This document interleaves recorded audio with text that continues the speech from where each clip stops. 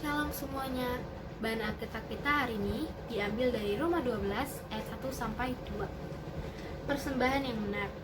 Karena itu saudara-saudara, demi kemurahan Allah, aku menasihatkan kamu supaya kamu mempersembahkan tubuhmu sebagai persembahan yang hidup, yang kudus dan yang berkenan kepada Allah. Itu adalah ibadahmu yang sejati. Janganlah kamu menjadi serupa dengan dunia ini, tapi berubahlah oleh pembaharuan budimu, sehingga kamu dapat membedakan manakan kehendak Allah, apa yang baik, yang berkenan kepada Allah dan yang sempurna. Oke, tema kita hari ini adalah agen perubahan, agen yang membawa perubahan. Ini sama seperti kisah Paulus, di mana Paulus sebelumnya adalah orang yang suka menganiaya orang Kristen. Tapi pada akhirnya Tuhan datang kepada Paulus sehingga Paulus mau berubah dan bertobat. Akhirnya Paulus menginjilkan firman Allah sehingga orang-orang pada saat itu yang belum percaya menjadi percaya kepada Tuhan, kembali ke jalan Tuhan. Nah, di sini apakah kita mau dipakai sama Tuhan untuk membawa perubahan baik itu? Harusnya kita nggak nolak ya, tapi kalau kita nolak kenapa? Apa karena kita takut, kita malu, kita gengsi, kita nggak berani gitu, kita takut kita nggak berhasil? Tapi yang harusnya lebih kita takutkan adalah saat Tuhan tidak lagi memakai kita, saat Tuhan membuang kita. Oleh karena itu jangan takut tentang hal apapun saat kita benar-benar melayani Tuhan, karena Tuhan telah memberikan kuasanya kepada kita sehingga kita bisa berbuat baik, sehingga kita bisa membawa perubahan baik, sehingga kita bisa menjadi agen perubahan. Tapi menjadi agen perubahan tentunya nggak bisa langsung jadi agen perubahan gitu aja, tapi kita harus menuntut diri kita terlebih dahulu untuk berubah kembali ke jalan Tuhan. Sama seperti Paulus nggak bisa langsung menginjil aja gitu, dia harus buta dulu, dia nggak bisa melihat selama 3 hari, dan selama 3 hari itu dia tidak makan dan tidak minum, dia hanya berdoa kepada Tuhan.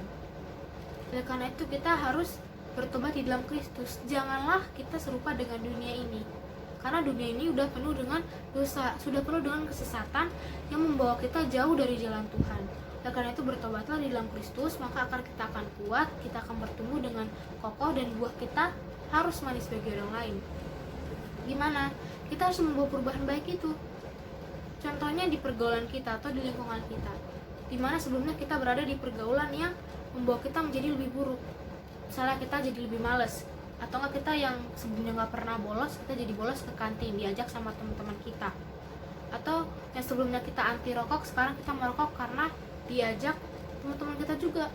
Atau sebelumnya kita anti banget sama tawuran, anti berantem, kita damai, tapi kita ikut tawuran karena pergaulan kita. Yang terparahnya kita ikut narkoba, tapi saat kita nggak tahu di mana kita harus berhenti, kita nggak tahu saat di mana yang tepat waktunya saat kita mau bertobat. Ya sekarang bertobatnya, sekarang berhentinya, sebelum nanti kita terlarut dalam pergaulan ini, kita semakin larut dalam pergaulan ini, kita semakin parah. Berhentilah dari sekarang, bertobatlah dari sekarang. Jadilah agen perubahan ini. Ajaklah dan bawalah teman-teman kita kembali ke jalan yang benar. Bersaksilah kepada mereka bagaimana rasanya bertobat di dalam Kristus, bagaimana kita bisa menjadi agen perubahan, apa yang harus kita lakukan, apa yang akan kita dapatkan, sehingga nanti perlahan-lahan mereka mau berubah menjadi lebih baik. Yang kedua, contohnya pergaulan kita atau lingkungan kita nggak ada yang membawa kita menjadi lebih baik, nggak ada yang membawa kita kembali ke jalan Tuhan. Oleh karena itu kita yang harus bertobat, kita yang harus memulai pergaulan itu. Ajaklah satu persatu orang untuk memulai pergaulan ini, ajaklah mereka untuk menjadi lebih baik, sehingga siapapun yang mau bergaul dengan kita akan menjadi lebih baik. Jadilah panutan yang baik bagi orang-orang, bagi teman-teman sekolah kita, teman-teman gereja kita, teman-teman rumah kita. Ajaklah mereka untuk menjadi lebih baik. Jadilah panutan dan berbuatlah baik kepada mereka. Jangan takut saat kita mau menegur teman kita yang berbuat salah.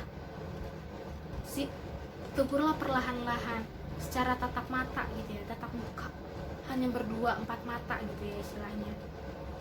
Bicaralah baik-baik, kamu gak boleh kayak gini, nanti kamu akan kayak gini gitu. Nanti perlahan-lahan mereka sadar dan mereka mau bertobat, mereka mau berubah gitu. Memang nanti gak akan semuanya suka dengan apa yang akan kita lakukan, gak semua orang akan suka dengan apa yang kita perbuat, tapi itulah tantangan kita. Masalah dan tantangan yang akan kita lewati saat kita menjadi agen perubahan, itulah yang membuat akal kita menjadi lebih kuat. Oleh karena itu jangan lari dari tantangan atau masalah, tapi lewatilah bersama Tuhan. Andalkanlah Tuhan dalam hidup kita. Saat kita senang, saat kita susah, jangan lupa dengan Tuhan. Apalagi saat kita sudah menjadi agen perubahan, terus kita capek dengan masalah yang terus-terusan datang. Kita nggak sadar bahwa itu adalah tantangan yang harus kita lewatin. Itu adalah tantangan yang akan membuat kita semakin kuat. Tapi karena kita nggak sanggup, kita nggak mengandalkan Tuhan, kita meninggalkan agen perubahan itu. Kita lupa sama apa yang harus kita lakukan. Akhirnya kita nolak untuk dipakai sama Tuhan. Dan karena itu, percayalah sama Tuhan, sabarlah. Jangan mau bekerja sama Tuhan untuk mendapatkan upah, tapi bekerjalah sama Tuhan karena kita benar-benar mau melayani Tuhan.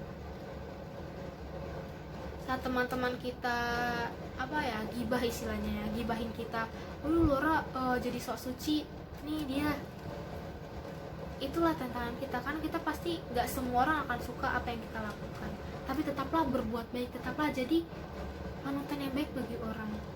Jangan berbuat baik di luar ya, dalamnya busuk, itu munafik. Itu berarti belum bertobat di dalam Kristus. Tapi saat kita bertobat dalam Kristus, dalam kita pun akan baik. Dari dalam keluar, bukan dari luar ke dalam baiknya. Gitu.